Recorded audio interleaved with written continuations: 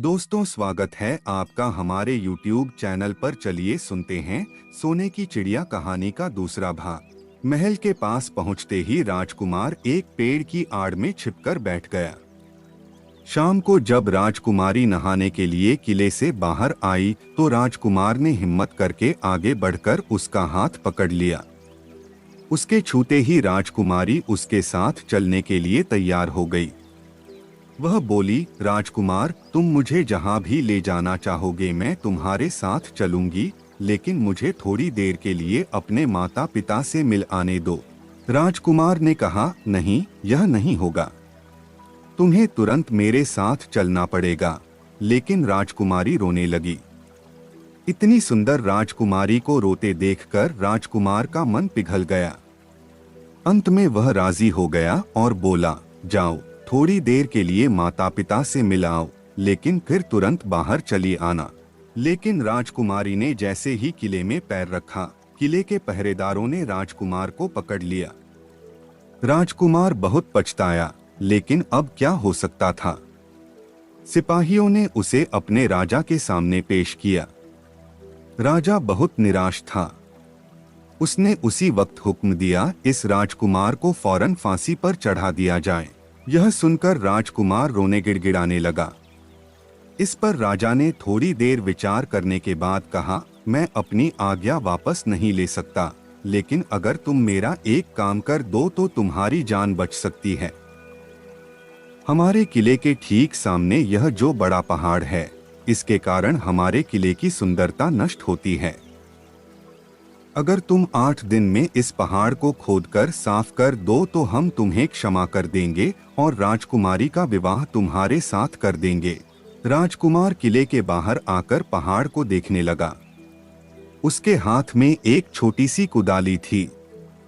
उसकी समझ में नहीं आ रहा था कि इतना बड़ा पहाड़ 8 दिन में वह कैसे खोद सकेगा। फिर भी उसे अपनी जान तो बचानी ही थी, इसलिए वह पहाड़ खोदने लगा। धीरे धीरे 7 दिन बीत गए। इतने दिन तक लगातार खोदने पर भी पहाड़ का सिर्फ एक कोना ही खोद सका। वह दुखी होकर बैठ गया। उसे अब अपने पर बहुत अधिक क्रोध आ रहा था। वह मन में कहने लगा कि अगर मैंने लोमड़ी की बात मान ली होती तो कितना अच्छा होता। लोमड़ी ने मुझको हर बार ठीक सलाह दी और मैं हर बार उसका कहना न मानकर नई से नई मुसीबत में फंस जाता हूँ। राजकुमार इस तरह सिर झुकाए बैठा था कि अचानक उसे अपने पैरों के पास लोमड़ी की पूंछ हिलती दिखाई दी। उसने नजर उठाकर देखा, सचमुच वही लोमड़ी खड़ी थी।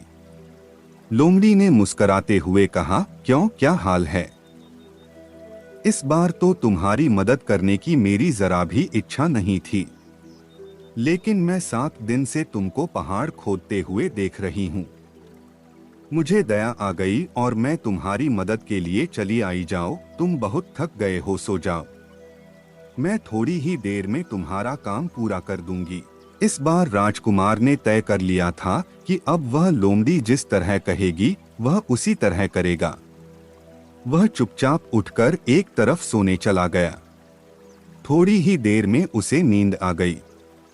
सुबह जब वह सोकर उठा तो उसे अपनी आंखों पर विश्वास नहीं हो रहा था। वहां कहीं भी पहाड़ का नाम नहीं था और महल का सुंदर दृश्य दिखाई दे रहा था। राजकुमार सीधा राजा के पास पहुंचा। राजा उसके काम पर बहुत खुश था। उसने तुरंत अपने वादे के अनुसार राजकुमारी के साथ उसका विवाह कर दिया। जब राजकुमार उस सुंदर राजकुमारी के साथ कुछ दूर चला तो उसे रास्ते में फिर वही लोमड़ी मिली। लोमड़ी बोली, बधाई हो राजकुमार। राजकुमारी के साथ तुम्हें देखकर मुझे बड़ी खुशी हो रही है, लेकिन अब तुम्हें सोने का घोड़ा और सोने की चिड़िया भी प्राप्त करनी चाहिए, क्योंकि वे दोनों चीजें तुम्हारे ही लायक हैं और तुम उन्हें आसानी से प्राप्त कर सकते हो। राजकुमार बोला, लेकिन भला मुझे सोने का घोड़ा और सोने की चिड़िया कैसे मिल सकती है? मैं तो इस राजकुमारी को भी उस राजा के लिए ले जा रहा हूँ। लोमड़ी ने कहा, नहीं, तुम ऐसा काम कभी मत करना। इस राजकुमारी के साथ तुम्हारा विवाह हुआ है और यह अब तुम्हारी ही है। अगर तुम मेरे कहने के अनुसार काम करो तो तुम्हें सोने का घोड़ा और सोने की चिड़िया भी मिल सकती है। तुम पहले इस राजकुमारी को लेकर सोने के घोड़े वाले राजा के पास जाओ। राजा खुश होकर तुमको सोने का घोड़ा दे देगा। तुम घोड़े पर सवार हो जाना और सवार होकर सबसे विदा लेना। राजकुमारी से तुम सबसे बाद में विदा लेना।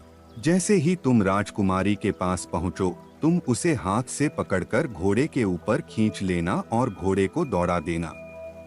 सोने का घोड़ा इतना तेज दौड़ता है कि दुनिया का तेज से तेज घोड़ा भी उसकी बराबरी नहीं कर सकता। जाओ, तुम पहले इतना काम पूरा करो। इसके बाद आगे का काम मैं तुम्हें बाद में बताऊंगी। मैं तुम्हें वहां रास्ते में मिलूंगी। राजकुमार ने ठीक वैसा ही किया जैसा लोमड़ी ने उससे कहा था। जब सोने के घोड़े वाले राजा ने खुश होकर उसे इनाम में सोने का घोड़ा दिया तो राजकुमार उस पर सवार हो गया और उससे विदा लेने लगा। अंत में वह राजकुमारी को उठाकर घोड़े को तेजी से दौड़ाता हुआ किले से बहुत दूर निकल आया। रास्ते में एक पेड़ के नीचे लोमड़ी उसका इंतजार कर रही थी। उसे देखकर लोमड़ी बोली, शाबाश, अब तुम सोने की चिड़िया भी प्राप्त कर लो। जब तुम सोने की चिड़िया वाले राजा के पास पहुंचोगे तो वह इस घोड़े को देखकर बहुत खुश होगा। तुम उससे कहना कि पहले सोने की चिड़िया का पिंजरा मेरे हाथ में दे दो, तब मैं यह घोड़ा तुमको दूंगा। जब वह पिंजरा तुम्हारे पास लाए तो तुम पिंजरा उसके हाथ से छीन लेना और घोड़े को दौड़ा देना। बस ऐसे चिड़िया तुमको मिल जाएगी और कोई तुम्हें पकड़ भी नहीं सकेगा। इस बार भी राजकुमार ने ठीक वैसा ही किया। वह राजकुमारी के साथ ही घोड़े पर बैठा रहा और जब राजा ने उसके हाथ में सोने की चिड़िया का पिंजरा दिया तो उसने देखते देखते एड़ मार दी और सोने का घोड़ा हवा से बातें करने लगा। कुछ दूर चलने पर लोमड़ी उसे मिली। राजकुमार ने उससे कहा, तुमने मेरी बड़ी मदद की है। तुम्हारी वजह से मुझे न सिर्फ सोने की चिड़िया मिली बल्कि सोने का घोड़ा और इतनी सुंदर राजकुमारी भी मिल गई। बताओ, मैं तुमको क्या इनाम दूं? मैं तुमको कुछ न कुछ जरूर देना चाहता हूँ, लोमड़ी ने कहा। अगर तुम खुश हो तो मेरा एक काम कर दो, तुम एक तीर चलाकर मुझे मार दो। इस समय तुम यही सबसे बड़ा काम मेरे लिए कर सकते हो। राजकुमार ने कहा, भला यह कैसे हो सकता है? तुमने मेरी इतनी मदद की और मैं बदले में तुम्हें मार दूं? मुझसे यह नहीं होगा। यह सुनकर लोमड़ी बड़ी दुखी हुई और बोली, अगर तुम मेरा यह काम नहीं कर सकते तो फिर ठीक है, जाओ। लेकिन मैं तुम्हारी भलाई के लिए ही कह रही हूँ कि तुम दो बातें जरूर याद रखना। एक तो तुम किसी कुएं की दीवार पर मत बैठना और दूसरे तुम ऐसे लोगों के लिए धन मत खर्च करना जिन्हें फांसी मिलने वाली हो।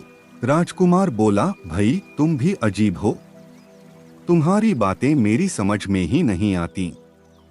भला मैं कभी कुएं की दीवार पर क्यों बैठूंगा और ऐसे आदमियों पर धन क्यों खर्च करूंगा जिनको फांसी दी जाने वाली हो। लेकिन लोमड़ी ने उसकी बात का कोई जवाब नहीं दिया और अलविदा कहकर वहां से चली गई। राजकुमार सोने का घोड़ा दौड़ाता हुआ आगे बढ़ा। राजकुमारी उसके साथ ही बैठी हुई थी और सोने की चिड़िया का पिंजरा उसके हाथ में था। कुछ ही देर में राजकुमार उस छोटे गांव में जा पहुंचा जिसमें वे दोनों सराएं थीं। गांव के लोग और खास तौर से बच्चे उसको देखने के लिए बाहर निकल आए। सोने के घोड़े पर इतने सुंदर राजकुमार के साथ बैठी एक राजकुमारी को देखकर सभी लोग चकित थे। इतने में राजकुमार ने देखा कि गांव के बीचों बीच एक जगह बहुत से लोग जमा हैं और कुछ शोर हो रहा है। राजकुमार के पूछने पर लोगों ने बताया कि वहां दो आदमियों को फांसी देने की तैयारी हो रही है। राजकुमार उधर ही चल पड़ा। वहां पहुंचने पर उसने पहचान लिया कि जिन आदमियों को फांसी दी जाने वाली थी वे और कोई नहीं बल्कि उसके ही भाई थे। वे लोग तब से उसी सजीस जाई सराय में रह रहे थे और तरह तरह के बुरे काम करते थे। वे जुआ भी खेलते थे और जुए में बहुत सा धन हार चुके थे। उन्होंने लोगों से बहुत सा रुपया भी उधार लिया था।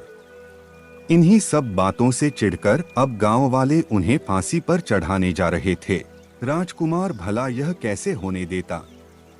उसने लोगों से कहा कि मुझसे रुपया ले लो और इन लोगों को छोड़ दो। उसके बहुत कहने सुनने पर लोग राजी हो गए और उन्होंने उन दोनों आदमियों को रिहा कर दिया। राजकुमार अपने भाइयों को छुड़ाकर आगे चला। कुछ दूर चलने पर जंगल में उन्हें एक कुआं दिखाई दिया। इस पर राजकुमार ने कहा, कुछ देर कुएं के पास आराम करते हैं, वहां ठंडा पानी पीने के बाद हम लोग आगे चलेंगे। राजकुमार राजी हो गया।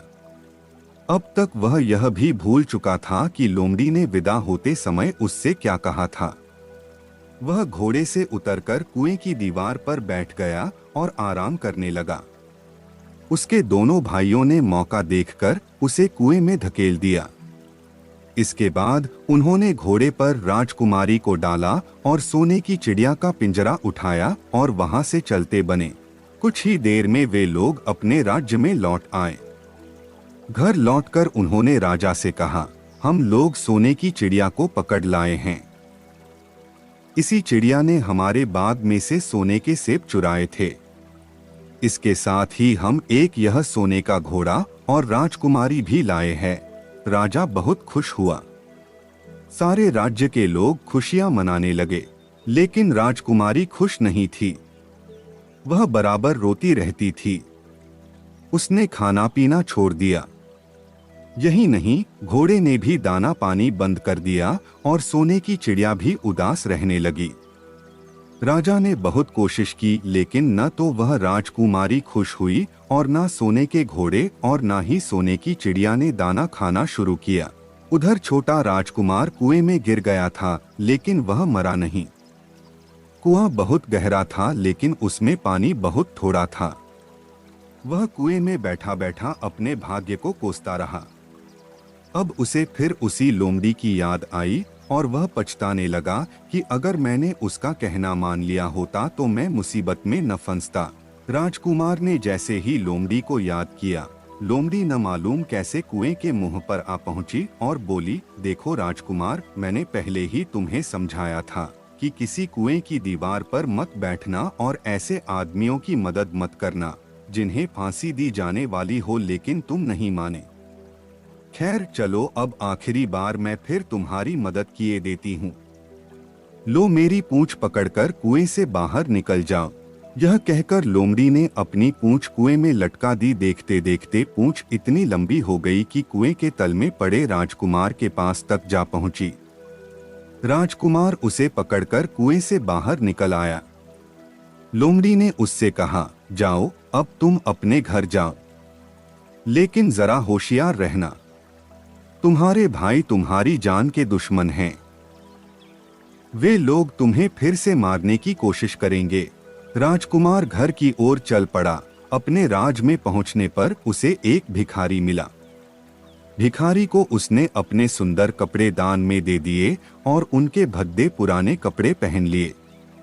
इस तरह भेष बदलकर वह अपने किले में पहुंचा। वहां उसके पहुंचने पर एक बड़ी आश्चर्यजनक बात हुई। सोने का घोड़ा खुशी से हिनहिनाने लगा और दाना खाने लगा। सोने की चिड़िया भी अपने पिंजरे में खुशी से फुदकने लगी और गाना गाने लगी।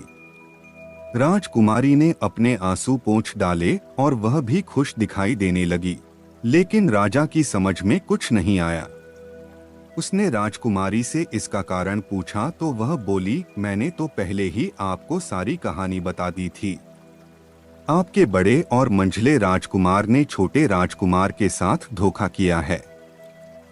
इन्होंने आपको भी धोखा दिया है, लेकिन अब आपका छोटा राजकुमार यहाँ पर आ पहुंचा है, इसीलिए मुझे बहुत खुशी हो रही है।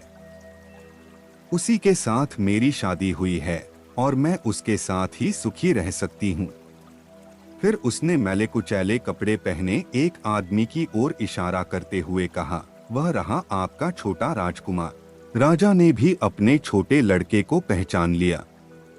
अब राजा ने अपने छोटे बेटे के बारे में अपने विचार बदल दिए। अब वह उसको बहुत समझदार और बहादुर मानने लगा और उससे बहुत अधिक प्यार करने लगा। उसने उसको राजगद्दी पर बिठाने का निश्चय किया। बड़े और मंझले राजकुमार ने अपने छोटे भाई को ही धोखा नहीं दिया था, बल्कि राजा को भी धोखा दिया था। इससे राजा उनसे बहुत नाराज था। उसने उन दोनों को अपने राज्य से निकलवा दिया। इसके बाद बड़ी धूमधाम के साथ राजकुमारी के साथ राजकुमार का विवाह हुआ और दोनों सुख से रहने लगे। लेकिन राजकुमार उस लोमड़ी को नहीं भूला था जिसने उसकी सहायता की थी। एक दिन समय निकालकर वह जंगल में उस लोमड़ी की खोज में निकला। बहुत ढूंढने के बाद एक पेड़ के खोखले भाग में उसने उस लोमड़ी को चुपचाप बैठे हुए देखा।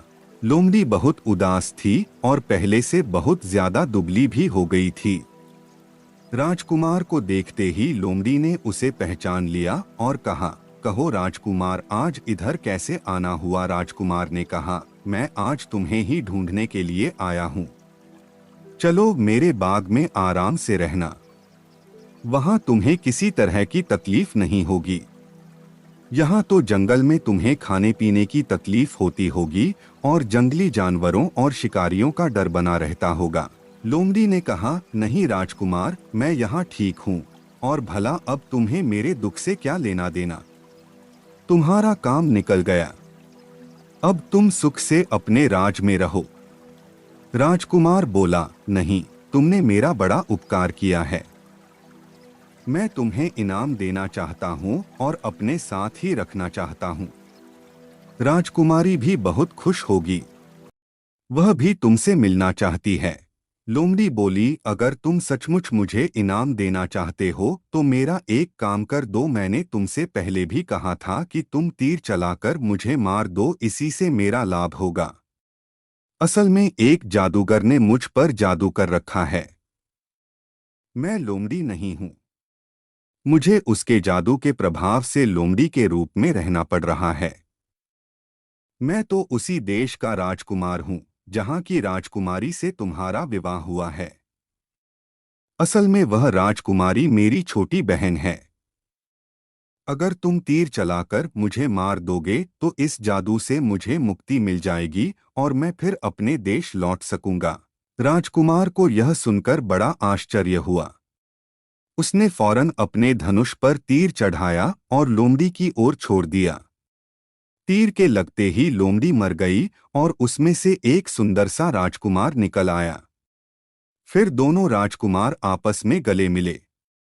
इसके बाद दोनों राजकुमार वापस महल में लौट आए। वहां राजकुमारी अपने भाई से मिलकर बहुत खुश हुई। ऐसी ही और कहानियां सुनने के लिए हमारे चैनल को सब्सक्राइब करें और हमारी दूसरी वीडियो भी जरूर देखें। धन्यवाद।